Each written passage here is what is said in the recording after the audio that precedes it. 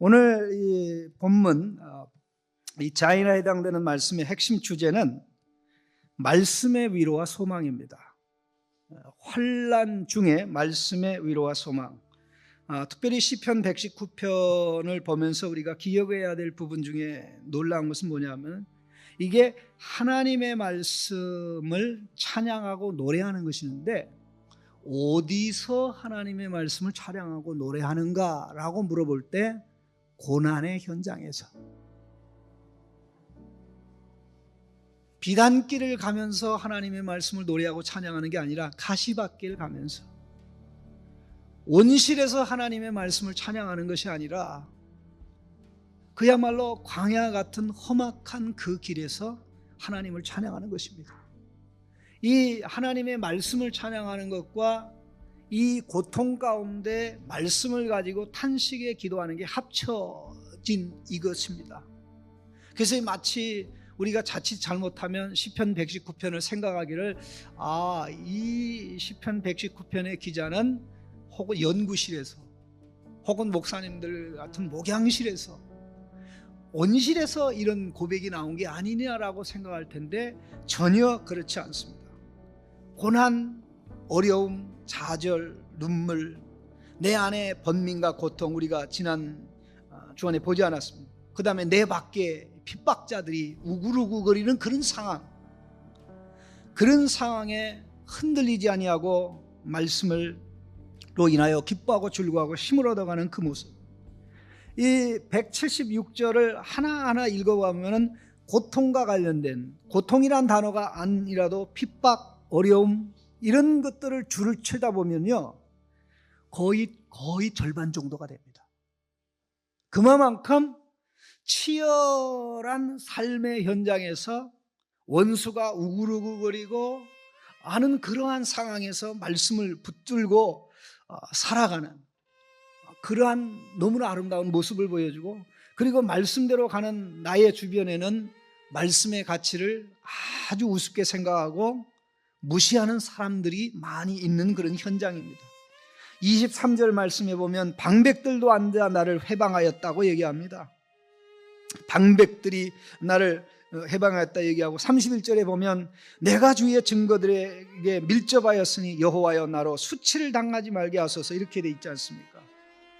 그리고 39절에 나의 두려워하는 회방을 내게서 떠나게 하소서. 42절에 그리하면 내가 나를 회방하는 자에게 대답할 말이 있사오리. 51절에 교만한 자가 나를 심히 조롱하였어도 나는 주의 법을 떠나지 아니하였나이다. 61절에 악인의 줄이 내게 두루 얽혔을지라도 나는 주의 법을 잊지 아니하나이다. 69절에 교만한 자가 거짓을 지어 나를 치료하여 싸우나. 75절에 여호와여 주의 판단은 내가 알거니와 여호와여 내가 알거니와 주의 판단은 의로우시며 주께서 나를 괴롭게 하시면 성실한 말미암이니이다. 78절에 교만한 자가 무고히 나를 엎드려 싸우나 저희로 수치를 당하게 하소서. 82절에 나의 말이 주께서 언제 나를 아니하시겠나이까 하면서 내 눈이 주의 말씀을 바라기에 피곤하나이다. 83절에 내가 연기 중에 가죽병같이 되었사오니. 84절에 주의 종의 날이 얼마나 되나이까 나를 핍박하는 자를 주께서 언제나 국문하시리까. 85절에 주의 법을 쫓지 아니하는 교만한 자가 나를 헤아려고 웅덩이를 팠나이다. 구구절절이 그런 얘기예요. 구구절절이. 그래서 이 시편 119편을 보면 우리가 내릴 수 있는 하나의 결론이 있는데 그 결론이 뭐냐면요 의인은 고난이 많다는 것입니다. 의인은 고난이 많다는 것입니다. 여기에 나오는 의인은 말씀을 어기면서 불순종하면서 하나님 사랑하지 않고 하나님 말씀과 관계없이 살아가는 그런 자가 아니라 하나님의 말씀을 사랑하고 준수하고 지키고 사모하고 흠모하고 엎드리고 주의 구원을 사모하기에 피곤하고 이런 모습들. 그런데 이 상황 가운데 가장 큰 힘과 위로가 되는 것이 무엇입니까? 하나님의 말씀입니다. 말씀입니다. 여기 49절에 보면 주의 종에게 하신 말씀을 기억하소서. 주께서 내게 소망을 가지게 하셨나이다.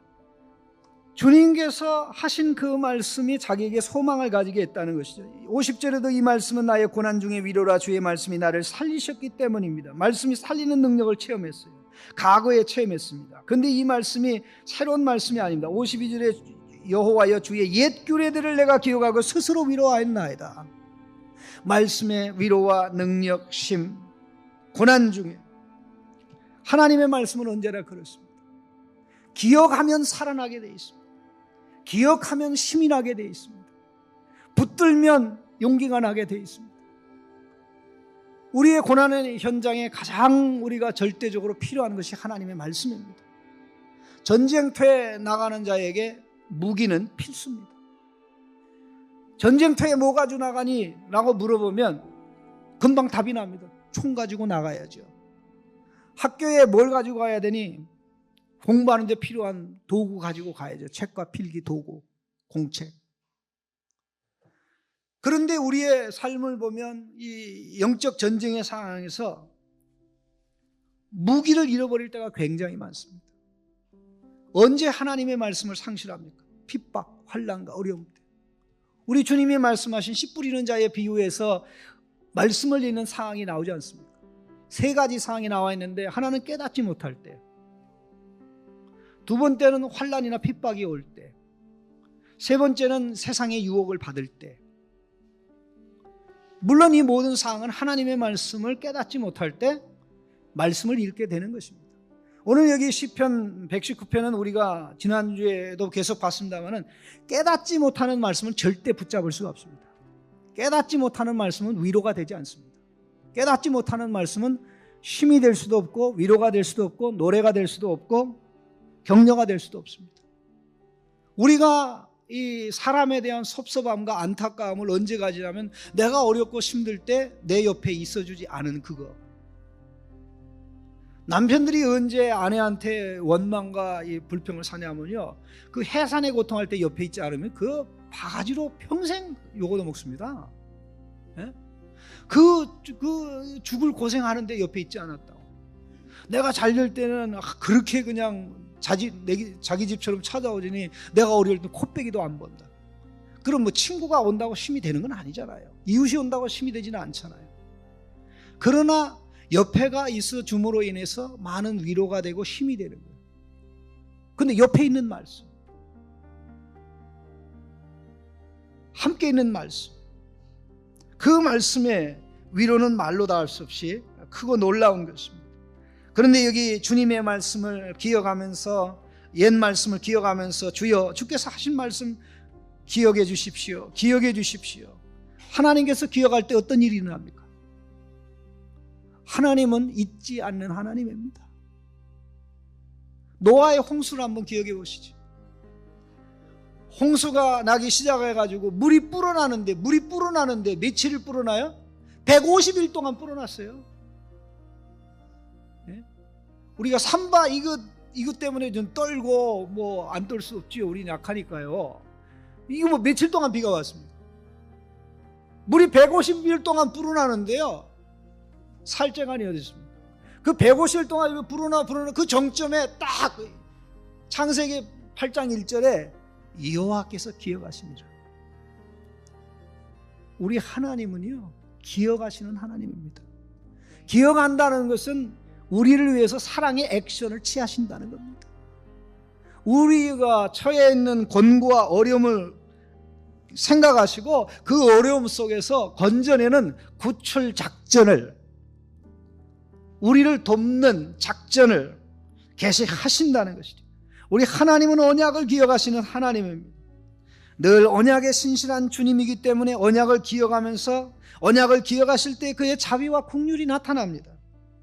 시편 105편 7절 10절에 그는 여호와 우리 하나님이시라, 그의 판단이 온 땅에 있도다. 그는 그의 언약 곧 천대에 걸쳐 명령하신 말씀을 영원히 기억하셨으니 이것은 아브라함과 맺은 언약이고 이삭에게 하신 맹세며 야곱에게 세우신 율례 곧 이스라엘에게 하신 언약이라. 115편 5절에도 여호와께서 자기를 경외하는 자들에게 양식을 주시며 그의 언약을 영원히 기억하리이다. 주여, 내가 주의 말씀을 기억하니 이런 상황에 있는 나를 기억하여 주옵소서. 그런 가운데 뭐가 우리에게 힘이 됩니까? 말씀이 힘이 되고 말씀이 위로가 되지 않습니까? 말씀이 얼마나 힘이 되고 위로가 되는지 말로 다 알 수가 없습니다. 그래서 이 말씀과 관련해서도 성경은, 과거에 기록된 성경 말씀은 우리에게 위로와 힘이 된다고 하지 않았습니까? 로마서 15장의 말씀에 그것을 우리가 기록하고 있는 것을 너무 잘 알고 있습니다. 오늘 여기 말씀도 보시죠. 주께서 과거에 하신 말씀이 내게 소망 가지겠습니다. 이 말씀이 지금 고난 중에 위로가 되고 있습니다. 고난 중에 위로가 된다는 이 말씀은 계속 나오는 겁니다. 우리 이 부분은 제가 다음에 얘기할 겁니다. 67절에 이 말씀 있지 않습니까? 고난당하기 전에 내가 그릇 행하였더니 이제는 주의 말씀을 지키나이다. 72절에 고난당한 것이 내게 유익이라. 이로 말미암아 내가 주의 율례들을 배우게 되었나이다. 92절에 주의 법이 나의 즐거움이 되지 아니하였다면 내가 고난 중에 멸망하였으리라. 153절에 한 장만 넘기면은요,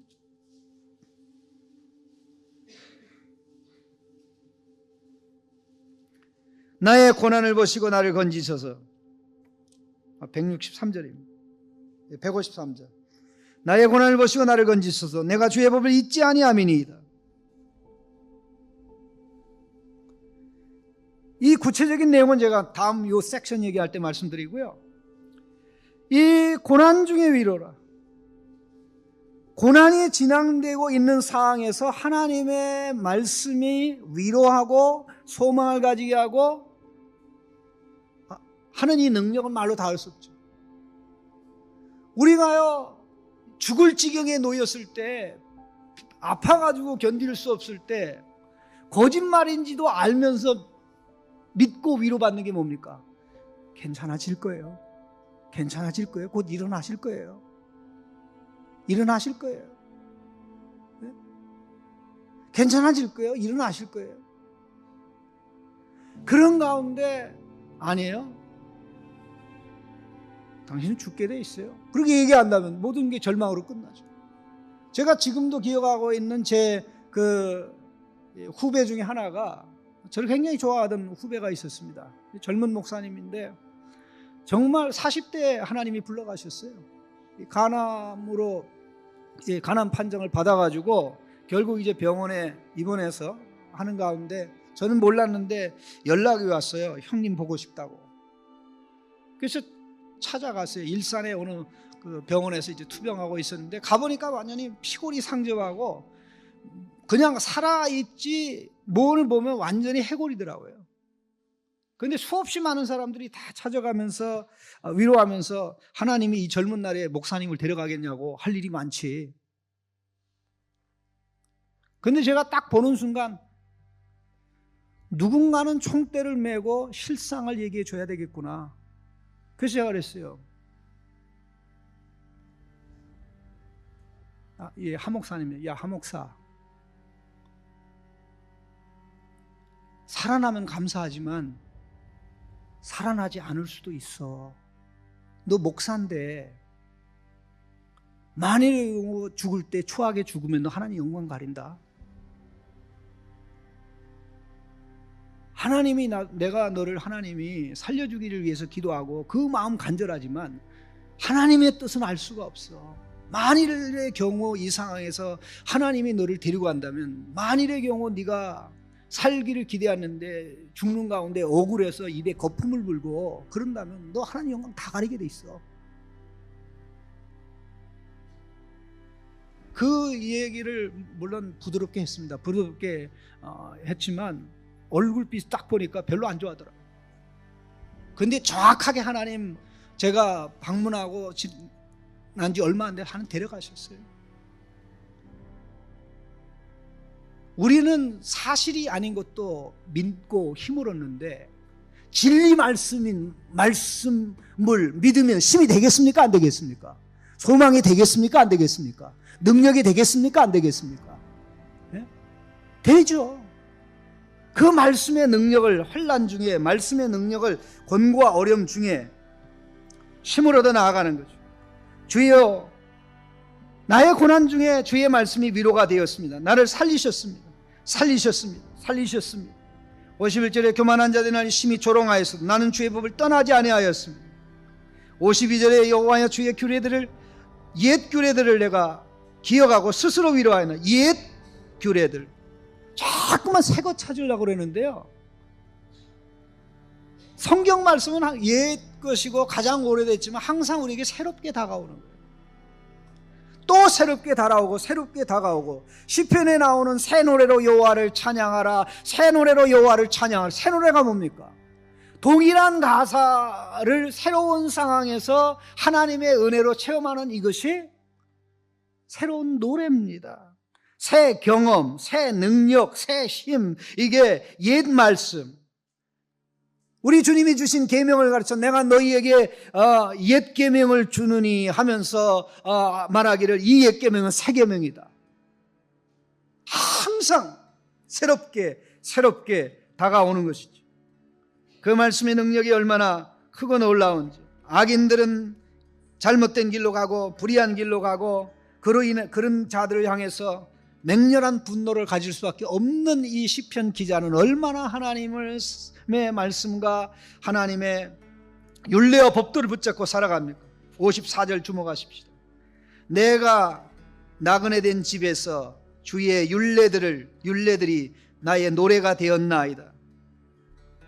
하나님의 말씀을 노래하는 것입니다. 하나님의 말씀을 노래한다는 것 꼭 기억하시기 바랍니다. 하나님의 말씀을 인하여 하나님의 말씀을 가사로 삼아서 노래하는 것입니다. 하나님의 말씀을 노래로 삼아서 노래한다는 이 말씀 꼭 기억하셔야 됩니다. 우리 성도님들 중에는 제가 찬양을 싫어하는 것을 생각하는 분이 조금 있는 것 같아요. 말씀만 얘기한다. 제가 이 찬양에 대해서 부정적으로 얘기한 부분은, 찬양이 정도를 벗어나기 때문에 정도가 벗어나면 안 된다는 것이지, 즉 말씀 내려놓고 찬양만 나가고 말씀 내려놓고 찬양 집회만 하고 말씀은 제쳐두고 말씀은 그냥 가까이 하지도 않고 찬양만 열심히 하는, 그걸 말하는 거지. 그거는 가슴이 텅 빕니다. 찬양에 하나님 안 계실 수 있어요. 왜? 성경 말씀이 찬양을 하면 할수록 하나님으로 더 깊이 기도 속으로 나가고, 찬양을 하면 할수록 말씀 속으로 더 들어가야 되는데, 찬양 하나 하는 것으로 기도하는 것 대신하고 찬양 하나 하는 것으로 말씀 읽는 것 대신하니까, 그러한 차원의 찬양, 그러한 차원의 이 찬양 집회는 사람들로 하여금 감정적으로만 기분 좋게 하지 삶의 변화는 전혀 가져오지 않아요. 서론도 찬양이고 본론도 찬양이고 결론도 찬양인 시대가 되었기 때문에 이런 식으로 찬양하면 잘못되는 길에서 돌이킬 수 없다, 그런 얘기예요. 찬양은 서론이고 말씀이 본론이고 기도가 결론이에요. 이게 가장 정확한 표현입니다. 뭐라고요? 찬양은 서론이고 본론이 뭐고? 말씀이고 결론이 뭐라고요? 기도입니다.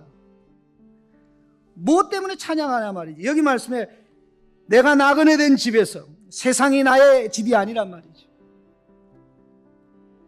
세상이 아무리 많은 걸 가지고 많은 걸 소유하고 많은 높은 자리에 올라갔다 할지라도 주님, 하나님 나라가 나의 집. 내가 주님을 찬양하는 것은 주께서 말씀하시고, 내가 주님을 경배하는 것은 기도 속에서 주님이 나를 응답하시고 환난과 역경 중에 주님이 응답하시기 때문입니다. 주의 말씀을 노래하는 사람은 그 말씀을 노래하기 때문에 말씀의 매력을 체험하면서 찬양하는 가운데 체험한 말씀의 매력, 그 맛을 잊을 수가 없어가지고 어디로 들어가요? 말씀 속으로 들어가요. 말씀 속으로 들어가요. 그 찬양하면서 가슴에 가끔씩 감동 주는 하나님의 은혜가 감미롭고 고마워서 어디 속으로 들어가요? 기도 속으로 들어가죠. 그러한 멋있는 교회, 그러한 균형 있는 찬양, 말씀이 있고 기도가 있고 이 찬양이 함께 어디서 나가는 그런 쪽으로 나갈 때는 찬양 100시간 해도 괜찮죠. 그럼 100시간 하면 300시간 기도하란 말이에요. 300시간 성경 읽고. 우리가 그런 모습으로 나갈 때 우리가 진짜 하나님과 하나님의 말씀으로 살아나고 생명의 능력을 체험하고 엄청난 역사를 체험하게 돼 있습니다. 근데 그런 거 다 내려놓고 너무 바쁘고 다 바쁘니까 요것만 다 기도도 안 하고 살고 말씀도 사랑하지 않고 하다가 예배 시간에 와서 그냥 찬양만 하고 스트레스 다 해소했다. 그게 해소는 돼요. 그런데 변화는 없습니다. 기분은 좋아요. 근데 하나님을 위한 것은 아닙니다. 그래서 우리는 그런 것을 경계해야 된다. 그런 뜻이지. 찬양하지 말고 저거 하지 말고 그냥 예배 시간에 찬양 시간도 줄이고 그냥 성경 공부만 하자. 그런 것은요, 이 세상에 오는 멍청한 사람이 그렇게 얘기할 수도 없고 해서도 안 되고 성경 그 어디에서도 그런 식으로 얘기하지 않습니다. 자, 우리 하나만 더 말씀드리겠습니다. 자, 보십시오. 56절에 여호와여 내가 밤에 주의 이름을 기억하고 주의 법을 지켰나이다. 내가 밤에 주의 이름을 기억하고 주의 법을 지켰나이다. 56절 같이 읽겠습니다. 내 소유는 이것이니 곧 주의 법도를 지킨 것이니이다. 얼마나 멋있습니까? 내 재산 1호 말씀 순종한 거, 내 재산 1호 말씀 순종한 거, 말씀 지킨 거. 주님, 내가 주의 말씀을 지키다니 이거 자체가 복입니다. 이 구절에 대한 번역이 다양합니다. 최근에 어떤 성경은 복이 나에게 떨어졌으니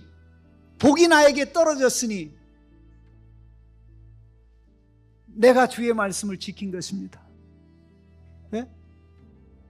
아니, 우리가 주님의 말씀을 지킨다는 게 이게 말이 됩니까? 의지나 있고 능력이나 있습니까? 그 의지를 주시고 능력을 주님이 주시니까 지키는 거 아닙니까? 시편은 복 있는 사람은 여호와의 말씀을 주야로 묵상하며, 우리 시작하면서 1절 2절 말씀에 복을 하나님 말씀과 관련해서 말씀을 지키는 것, 말씀을 사모하고 여호와를 구하는 것으로 정의하고 있지 않습니까? 그게 복의 본질이고요, 이 말씀 사랑하고 말씀 사모하고 말씀 지키는 것이 복 중의 복이고, 여기서 나오는 모든 복, 다른 복들은 파생된 복입니다.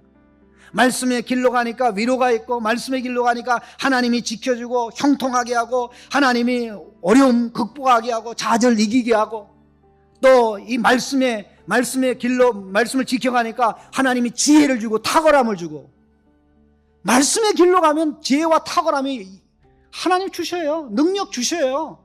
저는 말씀 가지고 살아가는데 멍청한 건 불가능합니다. 저를 보면 알아요. 제 아이카 안 좋습니다. 98이에요. 저는 제 머리로 안 삽니다. 내세울 굴릴 머리가 없어요. 담임 목사 이런 얘기하기 참 죄송한데요, 사실입니다. 아니, 내 거 가지고 내세워야 사고 나는데 왜 그걸 내세웁니까? 하나님의 말씀이, 하나님의 말씀의 생각이, 말씀의 지혜가 그때그때 하나님이 주시고 이끌어가는데, 그걸 붙들어야 사고 나에게 도움이 되고 사람에게 도움이 되는데 말이죠. 그래서 우리가 말씀의 체질로 가야 된다고 말씀하는 것입니다. 주여, 나는 돈이 많지만 주의 말씀을 지킨 것이 나의 소유라고 얘기할 수가 없네요. 이게 참 얼마나 하나님의 아들로서 딸로서 부끄러운 것입니까? 주여, 나는 세상적으로 돈은 없어도 내가 부자들보다 그래도 말씀 많이 지켰습니다. 말씀대로 지키려고 몸부림쳤습니다. 주여, 난 그래서 행복합니다. 이 복이 내게 있다니 행복합니다. 이 기쁨을 가질 수 있다면 얼마나 행복하고 얼마나 말씀으로 체질화된 사람으로 복되게 살아가겠습니까? 오늘 이 말씀을 기억하면서 담대하게 내 소유는 이것이니 곧 내가 주의 법도를 지킨 것이니이다.